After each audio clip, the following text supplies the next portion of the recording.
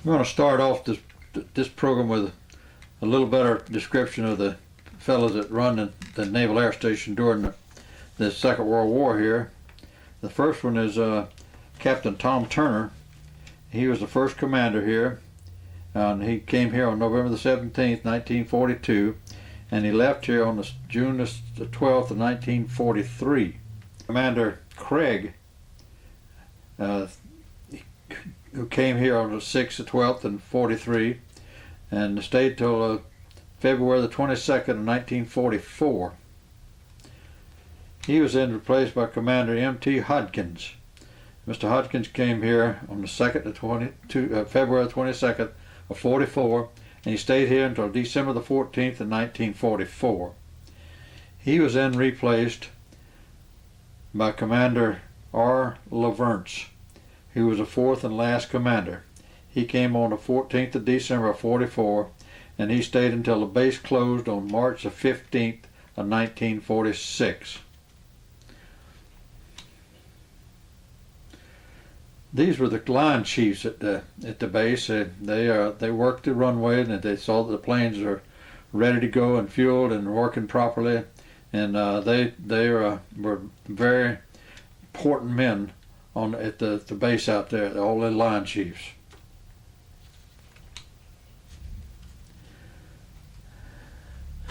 This is shore patrol. Now, you had to have shore patrol where you had sailors, because they had to go to the bars and the dance halls and wherever else that the sailors gathered and break up the melees, and the ones that got inebriated, they had to get them back to the base, and then they had to stand some kind of a trial before the captain's mast or the executive officer's mast. But there they are, standing on the steps of the courthouse right across from the jail.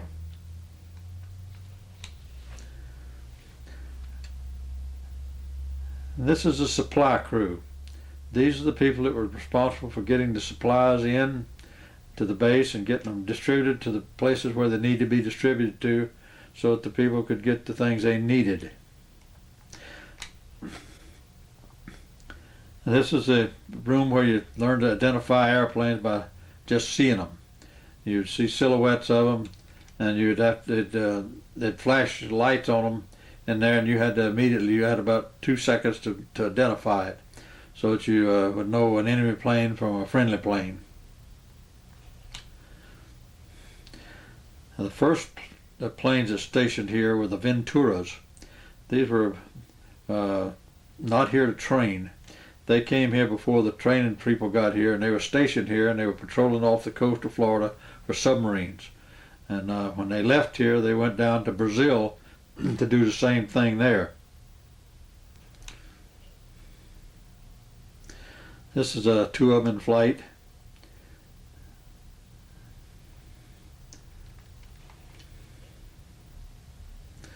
Another one flying off the coast over there at New Smyrna. And there's one dropping a torpedo.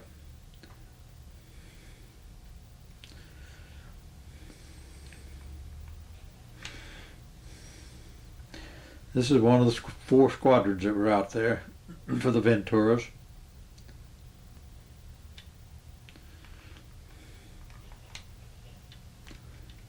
This was all hands, the sailors and the officers, and 2 of the Venturas sitting behind them. There's all the sailors that took care of the planes and done all the bombing and the man of machine guns and etc. on the plane. This is another one of the squadrons.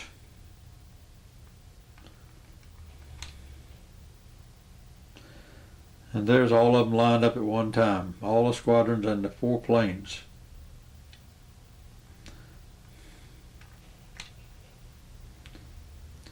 When they left here, one of the fellows named Reuel Baldwin, he lives in Jacksonville now. He painted this on the nose of his planes when he left here, and he called it the DeLand Darling. And that's what stayed on the nose of his plane while he was in the service during that time.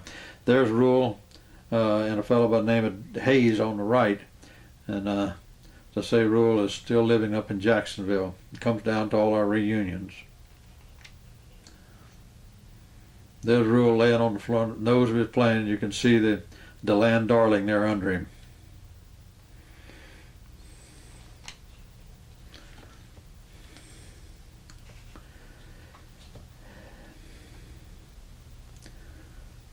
This is a group of the airmen on that were there.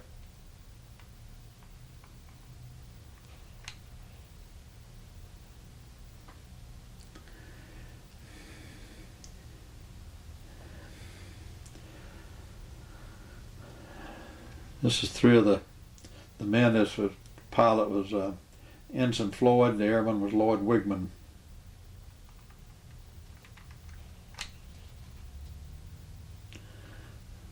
There's a signal on one of the bombers, 129th Unit, alley-oop.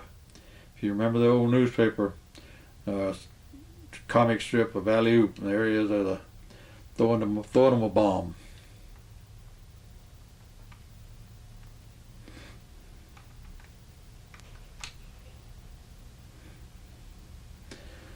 A gunner's vow. This was, I guess the fellows really believed in what this said.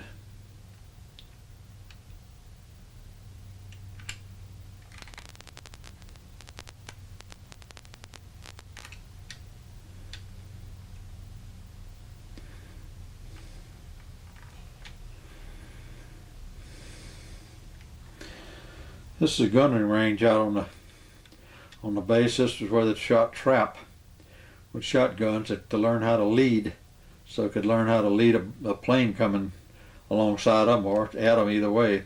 But this is where they shot trap out there, or skeet.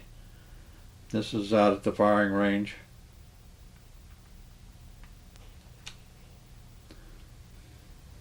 There's another picture of the trap range.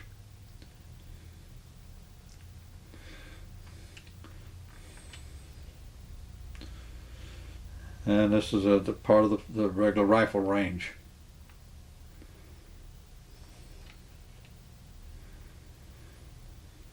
Some more pictures of the rifle range. You can see the targets.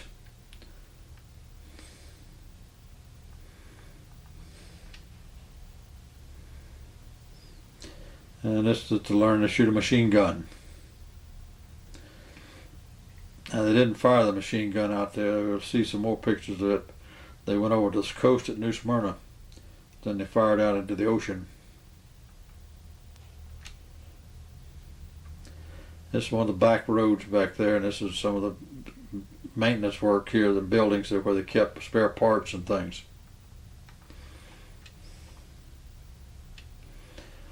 This is another one of their buildings. This is probably the parts place or maybe some small arms.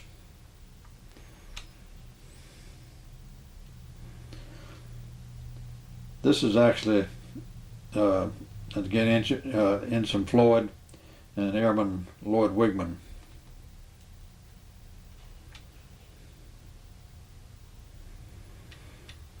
This is one of the gunners on the plane. I believe this is George Pugnia.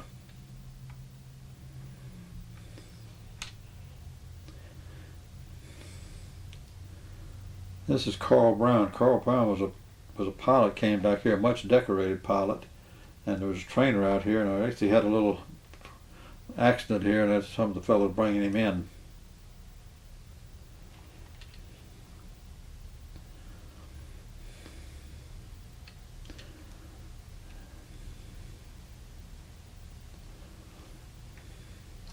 This is some of the planes on the base.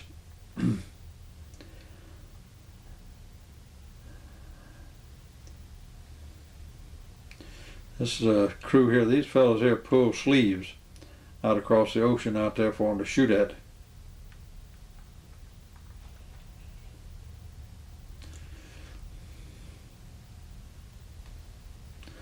These are some of the pilots that were there and the gunners. Here's another group of them. Now they have a complete roster list out at the Naval Air Station Museum of all the people who were stationed here. but that does not include any of the pilots or the radio gunners that came there, because they were temporary stationed there. They were not permanent station personnel, so there is no list of them out there. But anybody who was stationed permanently at the base, we have their name on a roster at the Naval Air Station Museum. There's some more of the crews. There's the tower in the back, or the control tower, and the big hangar.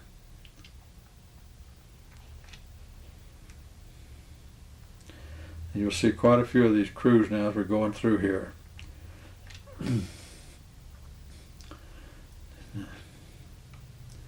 You'll notice the number up on the front of those planes. You'll see they're all different.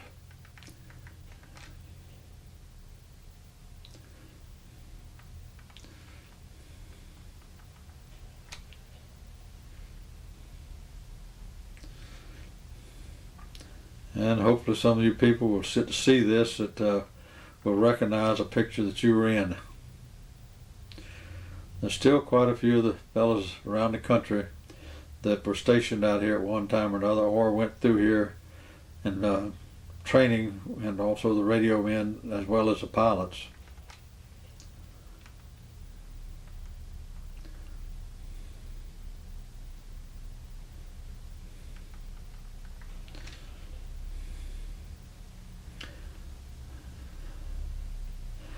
Most of these pictures, if you'd like to see the hard copies of them, most of them, if not all of them, are out at the Naval Air Station Museum.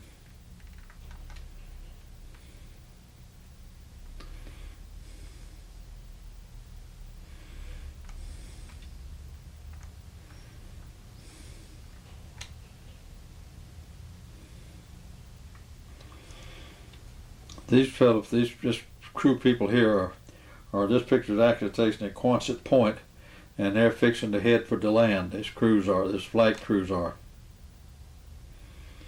There's another group of them there.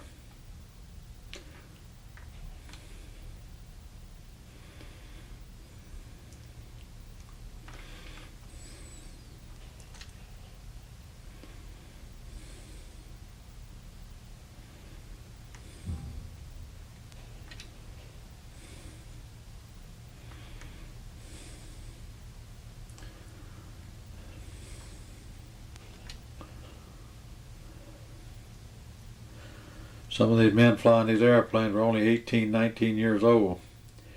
And they put at that time, probably a $750,000 airplane in their hands and said, here it is, fly it and go out and fight the enemy. Now these planes that were out here were not new airplanes. All the new planes went to the fleet. And they take the ones that were on the carriers and bring them back, fly them back to the United States and send them to these naval training stations for training purposes. But no new planes would come here, because as they would build new planes, they would change a little technology in them, so to make them a little better, or a little more armor-proof, or better armament from shooting and so forth. So they always went out to the fleet where they ought to be at. Not trained here. The pilots were not trained here. They were pilots when they came here. They just come here to get a radioman gunner attached to them and to learn the dive bombing practices.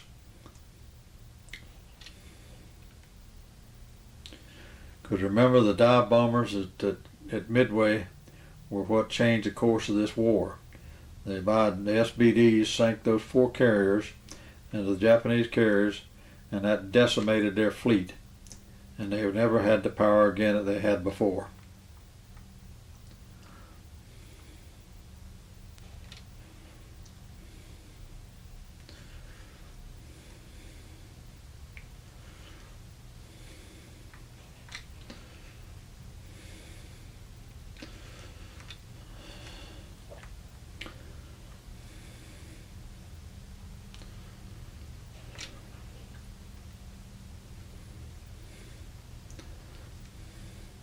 These are some people up at Quonset Point getting ready to fly down to DeLand.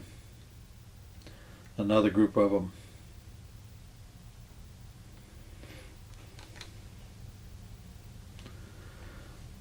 And there's Ensign Dale Alexander. Dale still lives here part-time in DeLand. He's a vital member of the Naval Air Station Museum Board. He also lived right across the street from the DeLand house in an apartment over there when he was stationed here. He'd just gotten married before he came to DeLand, and that's where he and his wife found a place to live. And he now owns a house on San Souci and is a very valuable member of our community.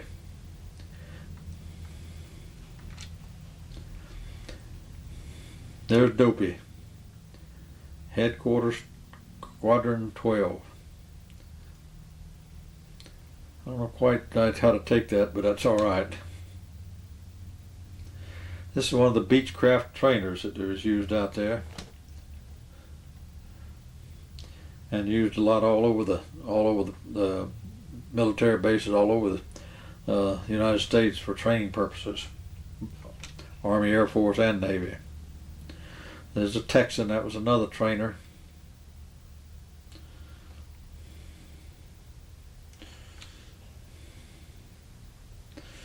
This is what they call a ready board. This was the East End ready board, and you went out there to see if you were flying, if they had you listed to be flying that day. And even though you may not be assigned to one of the pilots, that particular day you could swap with one of your friends, and if you wanted to fly that day, and he wasn't feeling well or didn't need to fly, so this is where you'd go out to get your orders for the day. And this is landing, like a paddle landing on an aircraft carrier. The paddle man was showing you what to do with those paddles. Up with the left wing, down with the left wing, up with the right, or whatever. I've seen them on the carrier I was on, and the plane get to coming too close, and they had a safety net over on the side of the carrier, and he'd have to dive off the deck into that safety net because the plane had coming too close to him. It's a hazardous job. There's some motion of that guy there now that's coming in. Spruce Creek was used for this purpose. Now there's a question of whether these fixtures were actually made at Spruce Creek Airport or whether they were made at DeLand, because Spruce Creek was the carrier landing practice field. There's a bunch of the aircraft parked on the runway, the SBDs.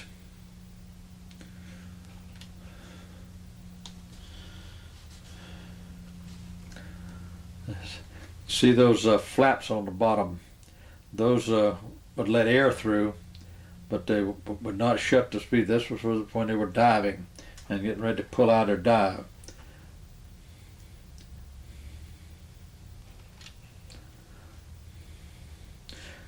And right to the right back there is a turnaround place, and there was a big mound of dirt back over in the back there, and the planes would pull up there and shoot out whatever ammunition it had left in the thing from target practice out over the ocean. If they had ammunition, live ammunition left, they'd pull up there and shoot it into that bank back there.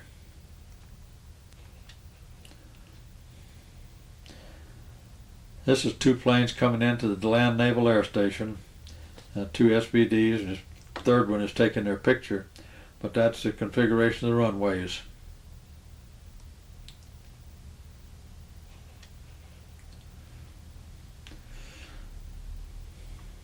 There's another one in flight.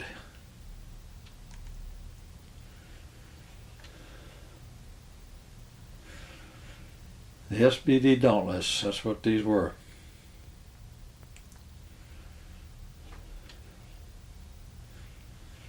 This was a great airplane.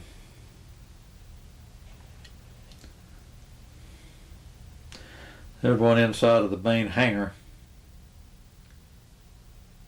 That's not an SBD though. That's a different aircraft because that's got just a two-blade prop on it.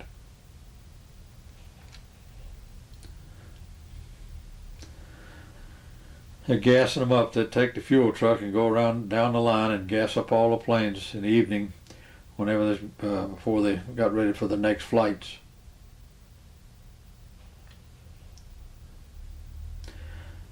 And then the hell divers come. I noticed a different tail on that plane. It's a more rounded type tail.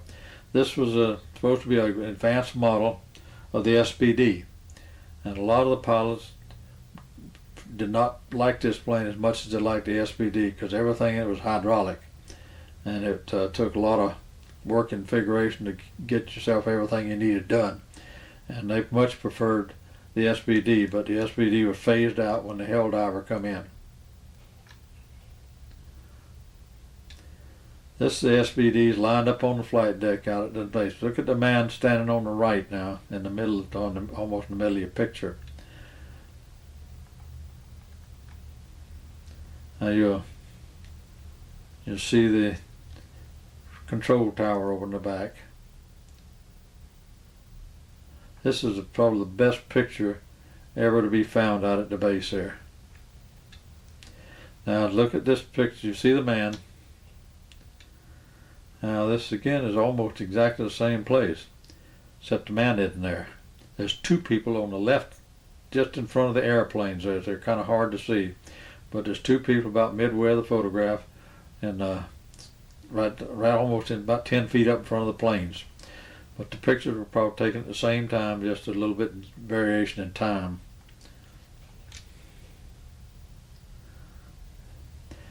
The Helldivers make their debut here. They're a four-bladed plane, four props. And I say they were not as well liked by most of the pilots. There he is. They came back to roost at NAS.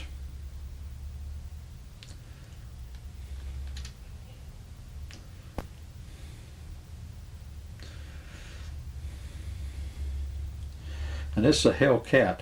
This was a fighter plane that stopped here to gas up, and they were never stationed here on the base.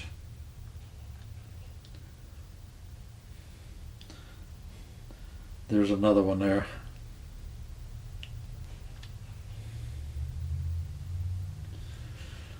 There is his wing. Now this picture actually came off a flight deck. You can see the plane, the deck over on the side. This was not made out here.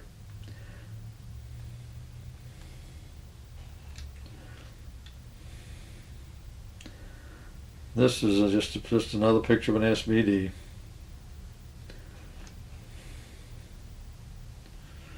And there's the Wildcat there.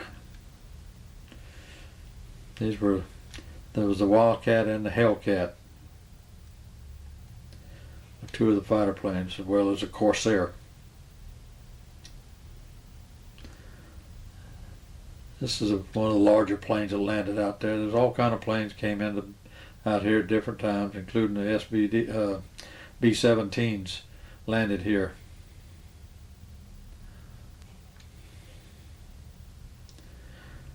There's one of the bigger planes that landed out here.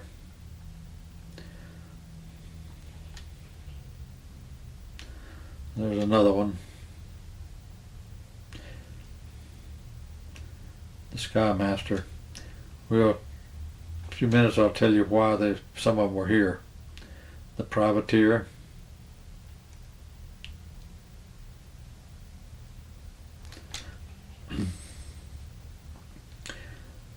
Now these are gliders. Now they manufacture gliders out here at the old fairground on West New York Avenue, and a fellow by the name of Babcock got a contract here, and the DeLand Aviation Company was formed, and they manufactured gliders out there for the Army.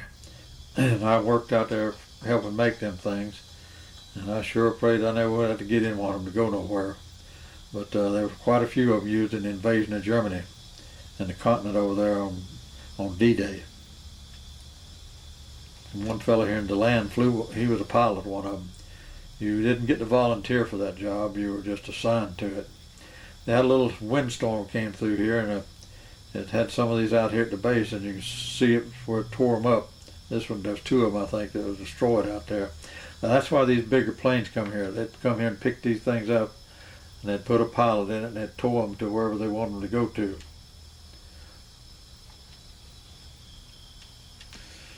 There's some of the mess out there that was left after that storm.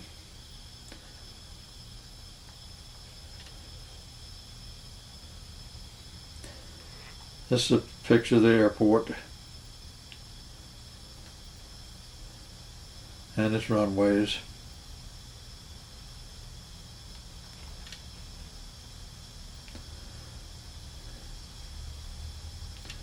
These are some of the cards that you could send home to your folks or your girlfriend or boyfriend, as the case may be, if the waves were stationed out there also.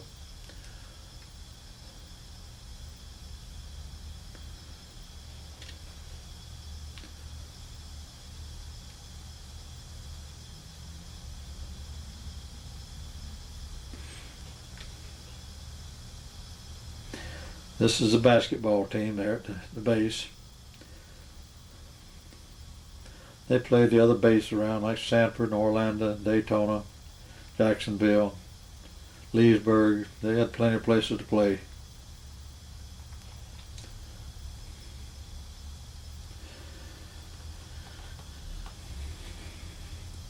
This is Jareth and Edith Larworth.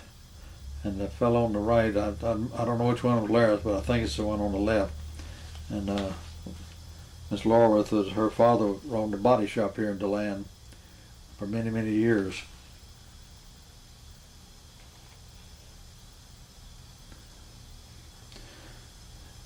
I don't know who these two sailors are. They probably just come out of Crystal Bar, which is right to your left there. And that's the corner of Indiana and the Boulevard back over on behind them.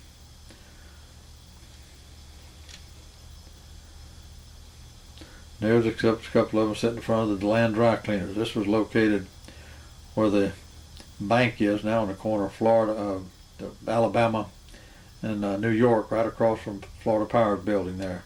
There was a Gulf service station on the corner, and right next to it was this dry cleaners. This is Pat Witham. She was one of the ones that put out the landings. That was the official newspaper out there at the base, and we have quite a few of them that Pat gave us. Her mother saved them, and so she got them when she got out of service and all, and she gave them to us back in when we first opened the Naval Museum out there. Back in 50 years, that'd be 1992 that we opened it. And there she is at her desk doing her typing. She still lives here in DeLand. Comes in every so often and brings me some stuff that she runs across.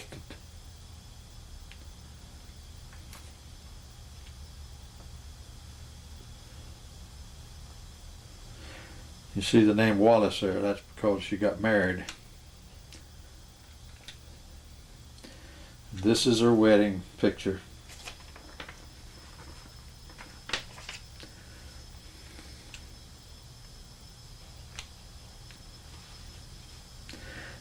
They employed a lot of civilians from DeLand out there. This was the biggest paying job that most of them ever had in their life, because they were coming out of the Depression, making $1 a day, and they came out here and were getting as much as 40 cents an hour. And some of them, if they were skilled, they made more than that. But the unskilled laborers out there was making about 40, 45 cents an hour.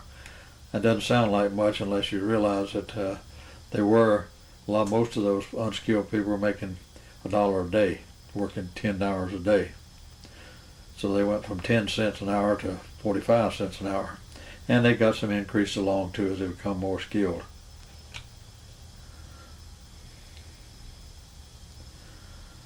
This is the people that actually put out the newspaper. And in the middle there is Josh Connell, who had newspapers here in DeLand prior to the war, and then right after the war he opened up another newspaper downtown. He was the custodian or the night watchman at Stetson University for many years. He was the only person there at night, and I can promise you that if you was somewhere you didn't belong on that campus, Mr. Connell would see you the next day and tell you not to be there again, and nobody could figure out how in the world he got around as much as he did to run that thing by himself over there. Now they have a whole fleet of people over there doing what Mr. Connell did by himself.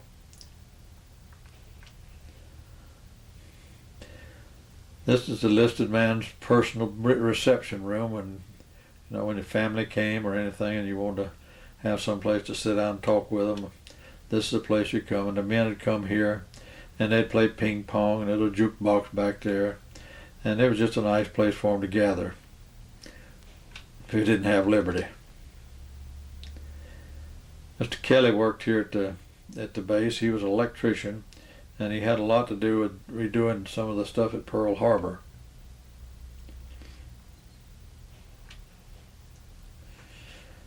And that's Josh Connell again. He had a son, Frank, here, who was a watchmaker for many years, who is now deceased. He still has another son, James, who lives here, and has a daughter who has been for many years one of the head nurses at Shands Hospital.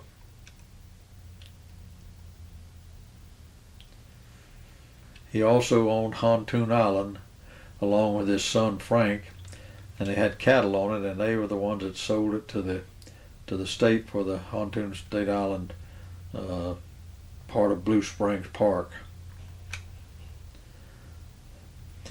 It's the old College Arms Hotel, not Putnam Hotel, I'm sorry, that you all know is still there. But it was quite a gathering place for the military personnel during the war. And you see Bob Brown, the owner, sitting in the middle of those three people on the left, and a shore patrolman over there on the right, along with some other guests. And there's some Navy people and Bob Brown on the left. That's in the Cypress Room at that time. And here's a hangar dance they were having at the base. And this is what we have. The Naval Air Station Museum has one of these every year, and will again in 2001. We'll have one. It'll be on the 10th of November, just prior to 9th of November, just prior to Armistice Day, which happens to fall this year on Sunday.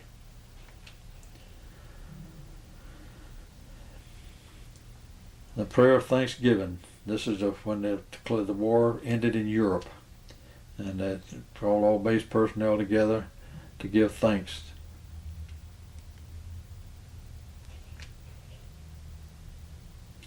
This is an open house at the DeLand Naval Air Station. You see all the townspeople there gathered up to watch it.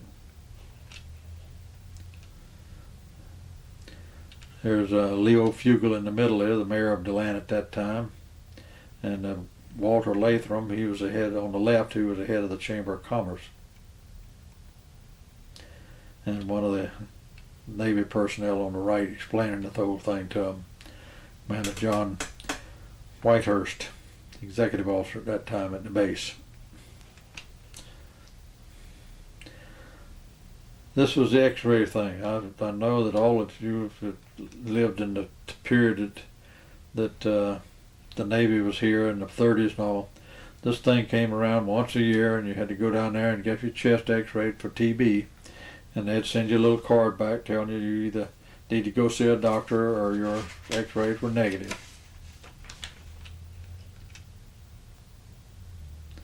These are the first dischargers at the Naval Air Station after the war.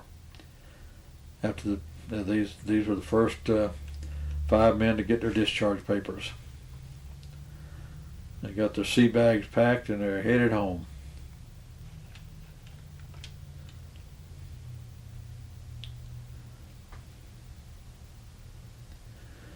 These are some of the base personnel.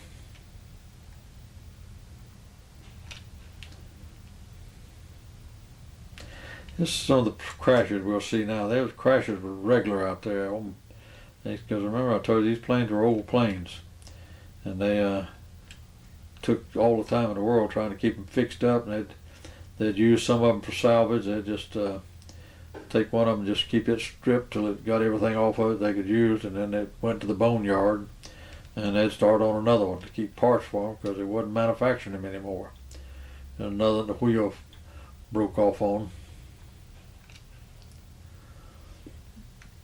There's another one that crashed. There's where another one plowed into the woods out there.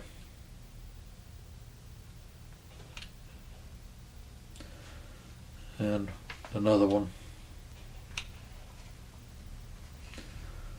And another one. They crashed pretty regular. There's one over there burning, just on the north end of the airport.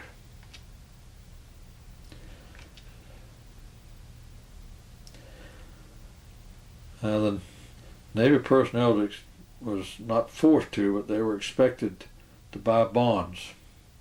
And Some of them did, some of them didn't. The pay wasn't very great. The apprentice seaman, he only got $54 a month, and he didn't have much money after if he wanted to carry a girl to the movie or anything, or find some stuff he needed, buy cigarettes and stuff, and most of them smoked. There wasn't a whole lot of money left over out of $54. But that was better than it was when they went in, because it was really $21 in. This is another group of the sailors.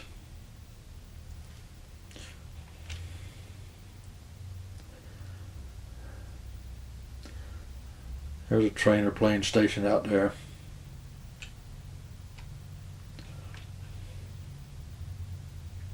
This was the officers' club.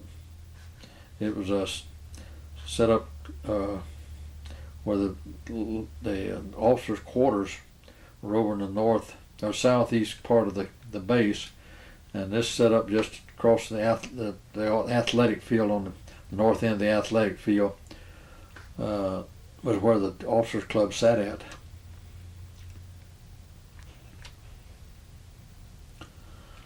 This is some of the base personnel.